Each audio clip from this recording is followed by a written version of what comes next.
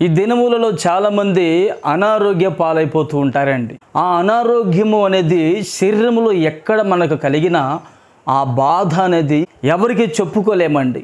Doctor గారి దగ్గరికి వెళతాం, అయ్యా నా పరిస్థితి ఇలా ఉంది, నాకు ఆరోగ్యం బాగలేదు, టెస్ట్ చేయండి అని అడుగుతూ ఉంటాం, రక్త పరీక్ష చేయండి అని అడుగుతూ ఉంటాం.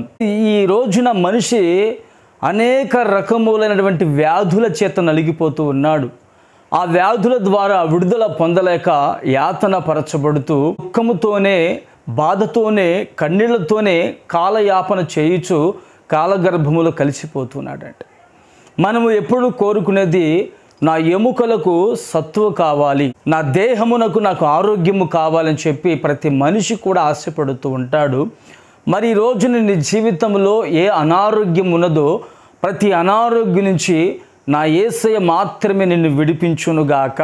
ఆమెన్. పరిశుద్ధ గ్రంథంలో దేవుని వాక్యమును ధ్యానించుకుందాం. సామెతల గ్రంథము 3వ అధ్యాయము 8వ వచనము. అప్పుడు నీ దేహమునకు ఆరోగ్యమును నీ ఎముకలకు సత్తువయు కలుగును. ఆమెన్. ఎముకలకు సత్తువ లేకపోతే, ఎముకలకు బలము లేకపోతే ఏ మనిషి కూడా నిలవబడలేడు, నడిపించబడలేడు, నడవలేడు, కూర్చునలేడు. ఎప్పుడూ తన బ్రతికినంత కాలం మంచంలో పడుకొని ఉండవలసిందేనండి. అయితే ఎముకలకు సత్వ కావాలి, ఎముకలకు బలము కావాలి. ఎక్కడ దొరుకుతుందా? ఏ ఫుడ్ తినాలా, ఏ ఆహారం తీసుకోవాలా, లేక ఏ ఫ్రూట్స్ తినాలా, ఎముకలకు కాల్షియం కావాలని చాలామంది వెతుకుతూ ఉంటారు. వారి వెతుకులాట అనేది కొందరికి విఫలమైపోతుంది.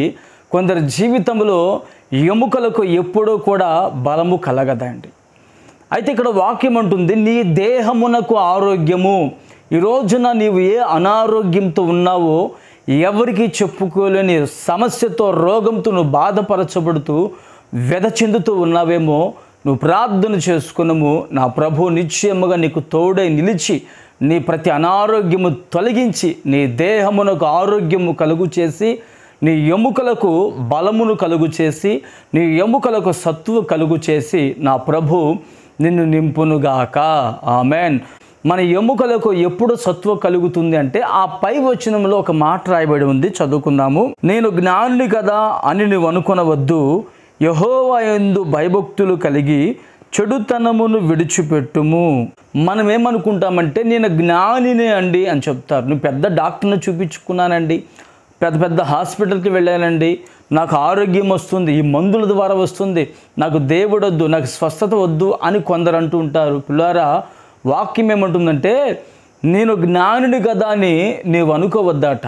నీవేం చేయాలంటే యెహోవా యందు భయభక్తులు కలిగి చెడుతనాన్ని విడిచిపెడితే అప్పుడు నీ దేహానికి ఆరోగ్యం వస్తుంది, నీ ఎముకలకు సత్తువ కలుగుతుందండి.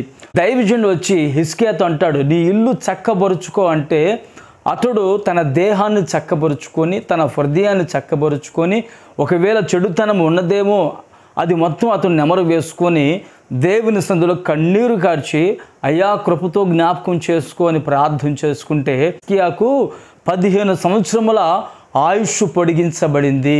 దేవునికి స్తోత్రం. అంటే ఇతని యొక్క ఎముకలకు సత్తువ కలిగింది, ఇతని దేహానికి ఆరోగ్యము కలిగింది. మరి మన దేహానికి ఆరోగ్యము కావాలి, మనకి ఎముకలకు సత్తువ కావాలంటే మనము దేవుని యందు భయభక్తులు కలిగి చెడుతనాన్ని విడిచిపెట్టాలి. ఏమిటి చెడుతనము అంటే ఒక వ్యక్తిని చంపితేనే కాదండి చెడుతనం అంటే. ఒక వ్యక్తి మీద నిందల మోపినా, లేక నీ నోట పచ్చి బూతులు మాట్లాడినా, నీ నోట అపవిత్రమైన మాట్లాడినా, నీ నోట అబద్ధాలను పలికినా అది చెడుతనానికి సాదృశ్యంగా ఉన్నది. నీ చెడుతనాన్ని నువ్వు మానుకో, అప్పుడు నా యేసయ్య నీ ఎముకలకు సత్వయు నీ దేహానికి ఆరోగ్యాన్ని కలుగు చేసి నిన్ను నడిపించునుగాక. ఆమెన్. ప్రార్థన చేసుకుందాము. మీరు కూడా ప్రార్థనలో ఏకీభవించండి. ప్రేమగల తండ్రి, స్తోత్రము నాయన. ఈ రోజున నీ బిడ్డలు ఎవరైతే నీ యందు భయభక్తులు కలిగి చెడుతనాన్ని వారు ద్వేషించి భయభక్తులతో మిమ్మల్ని ఆరాధించుతూ ఉండగా వారికి కలిగినటువంటి ప్రతి అనారోగ్యం నుంచి మీరు విడుదల కలుగు చేయండి. వారి ఎముకలకు సత్తువ కలుగు చేయండి. వారి దేహమునకు ఆరోగ్యము దయచేయండి. భయభక్తులు కలిగి ఉండక చెడుతనమును వారు ఆస్వాదిస్తూ చేయించినటువంటి నీ బిడ్డలను కూడా మీరు దర్శించండి. దైవ భయాన్ని కలుగు చేయండి. బిడ్డలకు ఆరోగ్యము దయచేయండి, స్వస్థతనివ్వండి, మహిమ పొందుకోమని యేసు నామమున ప్రార్థిస్తున్నాను తండ్రి. ఆమెన్.